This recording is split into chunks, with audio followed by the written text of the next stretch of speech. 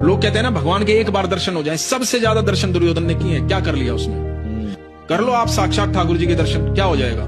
जब तक ठाकुर जी के बताए मार्ग पर नहीं चलोगे कुछ नहीं होगा। सही बात। क्योंकि ठाकुर जी को किस किसने नहीं देखा? गुरु द्रोण ने देखा, पिता में भीष्म ने देखा, दुर्योधन ने देखा, सबने ही तो देखा, दुशासन ने देखा, सारी सभा, सारा हस्तिनापुर, सब जीव जंतु सब तो देख रहे थे कृष्ण को वहां खड़े हो। बिल्कुल। लेकिन बदलाव किसमें था? बदलाव अर्जुन में था। समर्पण अर्जुन के पास था। जब अर्जुन के पास समर्पण था तभी तो युद्ध जीत पाया अर्जुन, तभी तो भगवान उसका रथ हाँक रहे थे। तो भगवान आपके समर्पण से आपके पास आते हैं, भगवान के दर्शन से कुछ नहीं होता। भगवान को उतने प्रेम में लेकर आओ कि आपके जीवन का रथ वो आके, उतना प्रेम करो भगवान से कि भगवान आपको वो दर्शन दे।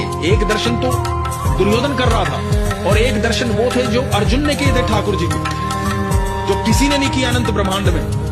खुद ठाकुर जी ने बोला कि